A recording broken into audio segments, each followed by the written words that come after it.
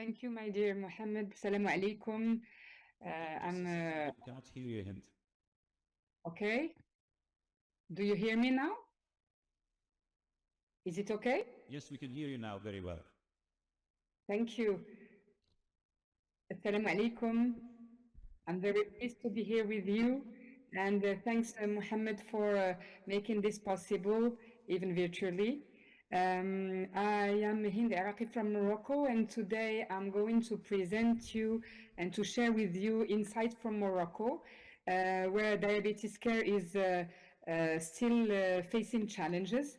And our study highlights the practice and knowledge of Ramadan management in Morocco. So now let's explore how education and better coordination can improve outcomes during fasting.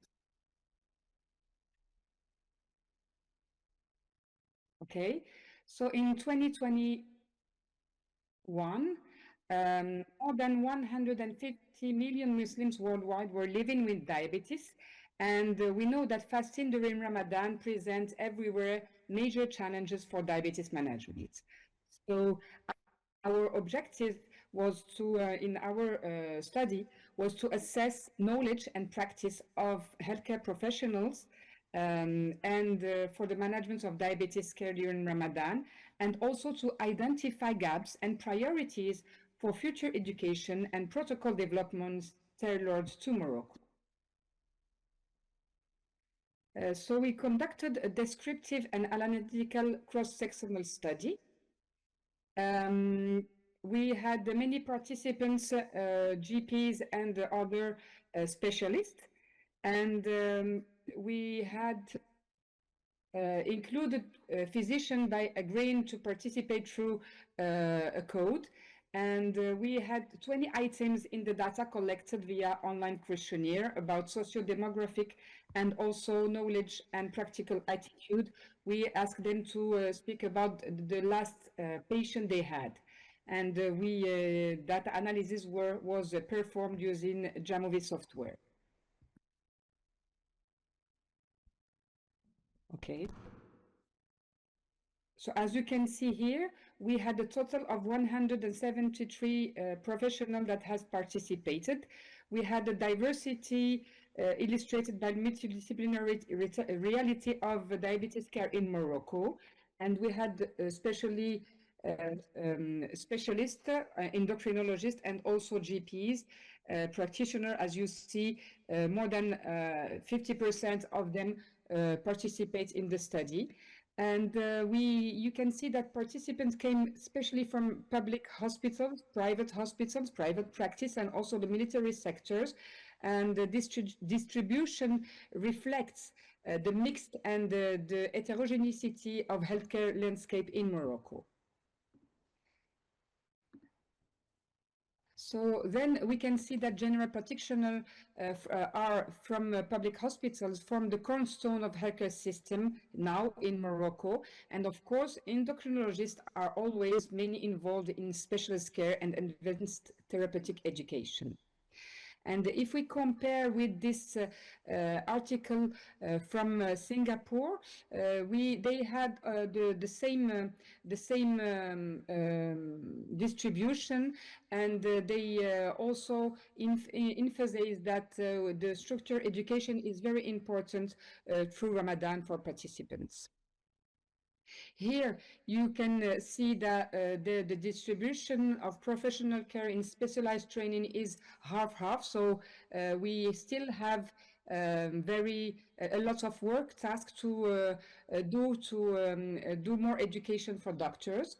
And we should assess a specific Ramadan focused training to contribute to this heterogeneity of practice, and especially for the management approach. And we are having the DAR guidelines 2026, and really I hope that we could do special training for Moroccans.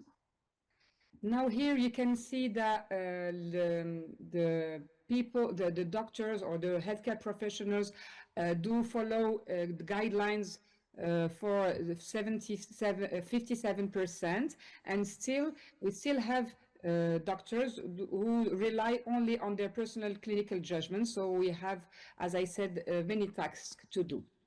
And when we ask them about assessing the clinical risk, hopefully most of them, they assess the risk before asking the patient to fast before Ramadan, and they advise the patient to do more daily glucose monitoring, and of course to have 2 to 3 meals a day, and or 2 meals and a snack. Then you see here that the clinical situation justifying the breaking of the fast that we have in our guidelines are followed by more than 80%. So most respondents responded correctly for the principle of breaking the fast when patients have lower glucose less than 70 milligram per deciliter, or very high blood glucose exceeded 3 grams per deciliter. So this is encouraging, but then we still need to have more specific training to have better attitude for the doctors.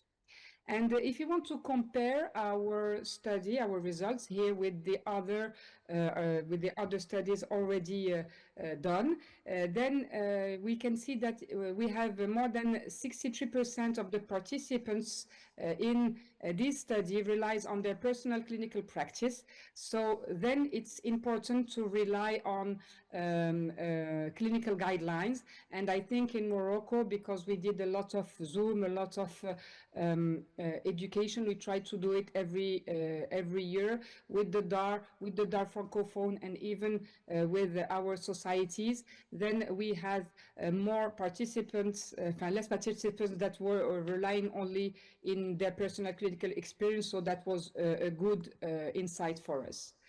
Then, what about TPE for diabetic patients during Ramadan?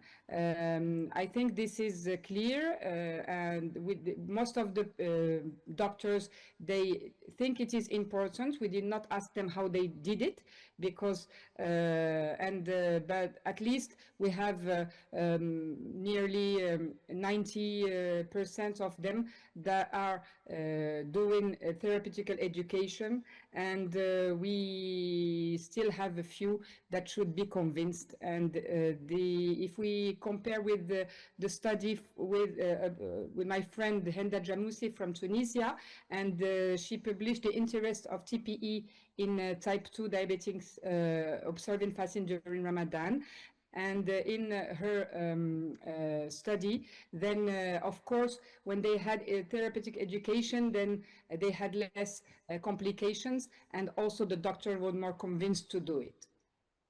Here we ask them about the nutritional plan, and as you see, it was not 50% said that they advise their patients to have 3 meals a day, especially the snack. So then it depends on the culture and the habits.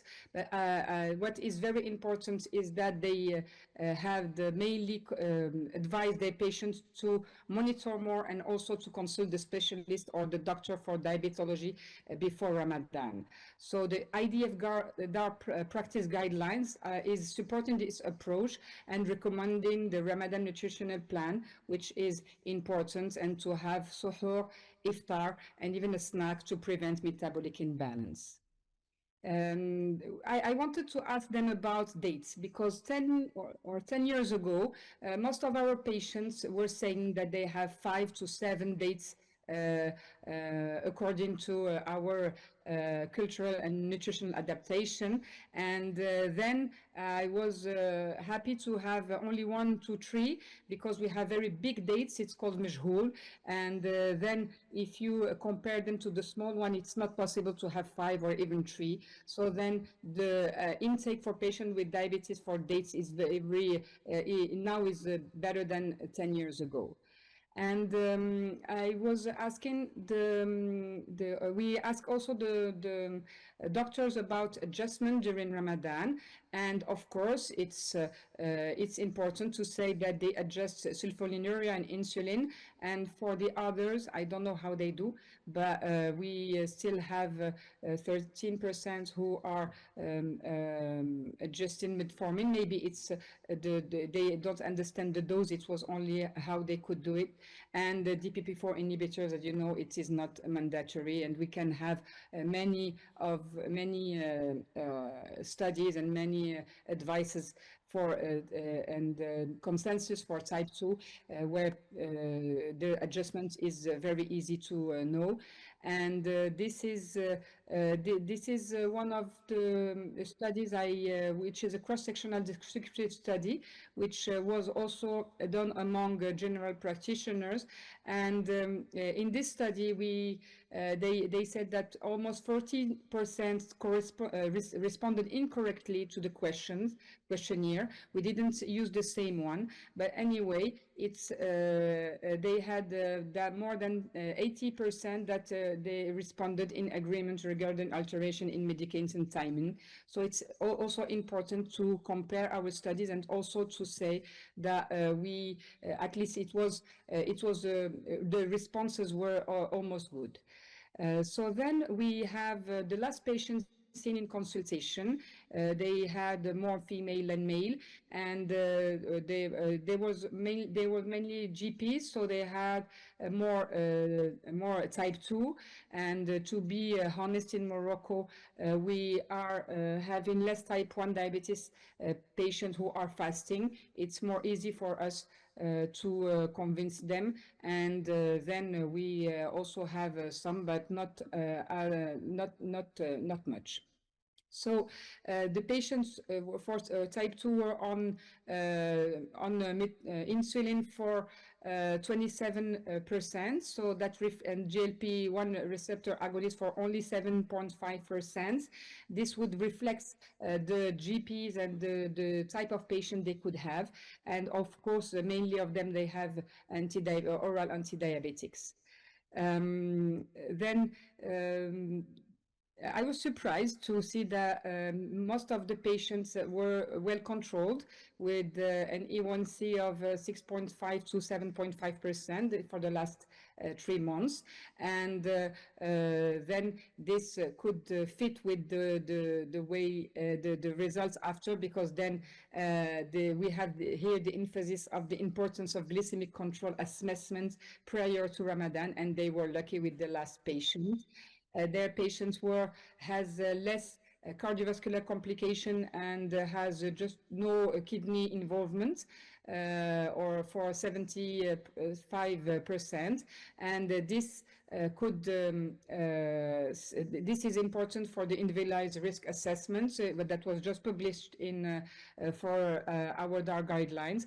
And what is very important is the screening, because GP needs to screen for cardiac and renal complication to be sure that the results were proper. Then we had the comparison between the fasting observance during Ramadan for the patients for Ramadan 2024 and Ramadan 2025. And you see that 63% of them, they could fast all the months, and 28% don't fast. And to compare with the EPIDIR study, we had 78% of those with type 2 that fasted for at least 15 days during Ramadan. So we have different numbers, because Morocco was the one of the country where the patients fast less, and also 63% could fast the entire month. We had 63 too. And then for fasting observance during 2025, then it's because we did the study between Ramadan 2024 and Ramadan 2025, so it was the intention to fast. So the doctor said that yes, if the patient is controlled, is okay, and of course after therapeutic adjustments. So we need to have stronger adherence of healthcare professionals to our recommendation, and also emphasize the therapeutic education and awareness.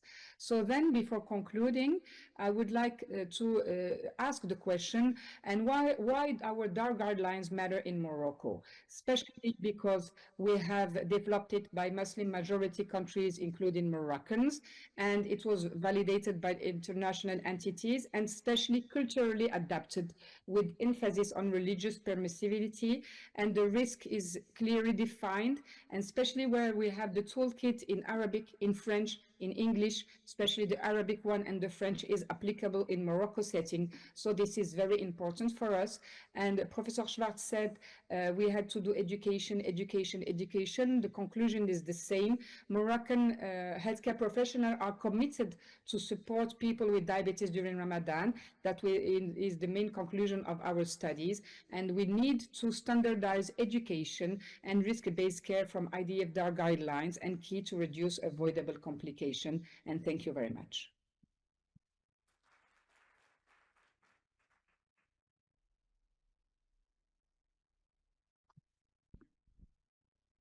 Thank you very much, Hinde. I hope you hear me. For this presentation, you mentioned the education. What is the biggest barrier for the education about fasting in Morocco? Yeah, thank you for the question. For education, the main barrier is time. It's not only focused on Ramadan, especially the time dedicated to education, because even if we have tools, then the healthcare professional do not spend enough time. But what is good for Ramadan is we have campaign before Ramadan, and even we have doctors that are involved in this specific time to do more education. So even if they don't have time during the year, because of the importance of the Ramadan and fasting in our diabetic patient, then they have they spend more time. So I think time is the barrier, and also maybe we could have tools in our Moroccan dialect, because it's in Arabic, that's very fine, but then we really need to have it in our Moroccan dialect, and I will plan with my friends to do some tools in Darija, in Moroccan Darija, and also to do it on social media, because the people are always watching and having this. A very strong invitation from my side that we put these tools also on the IDF School of Diabetes to make it many people available, or healthcare professionals available in Moroccan dialect. Yeah. Thank you very much for your passionate work. I think Mohammed wanted to say something. Yes, thank you very much, Hind. We know that you've got a flight, so we're taking your questions now. Please, if any of the attendees have a question to address it. And while we're thinking of this, you've mentioned, I mean, Morocco is a big country. Geographically, you mentioned the problem is the time. How much do you think of the digital tools for education? Because they could be adapted in with different languages, developed by experts in the field, and can reach people throughout the countries. What are your thoughts on this? Yeah, I think digital tools would be very helpful, especially for Moroccans. All Moroccans have a phone, and they can have these digital tools. Even if they don't have something else that is mandatory for their life, they still have phone, and they are very using this the media.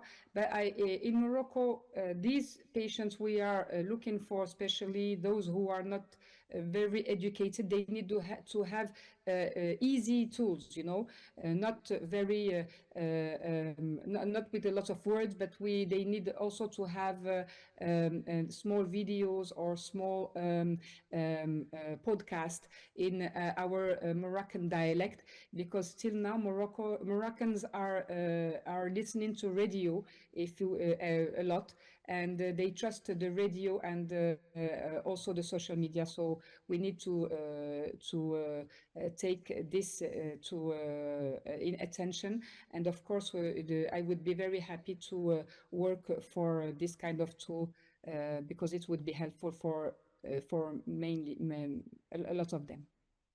Thank you very much, Hinde. This is very powerful. Thank you for your passion. not only in Morocco, as far as I know, also in Senegal, where you are very, very active. And some people call you the mother of the GPs in Morocco and Senegal. Thank you very much for this passionate work. Thank you very much. Go ahead to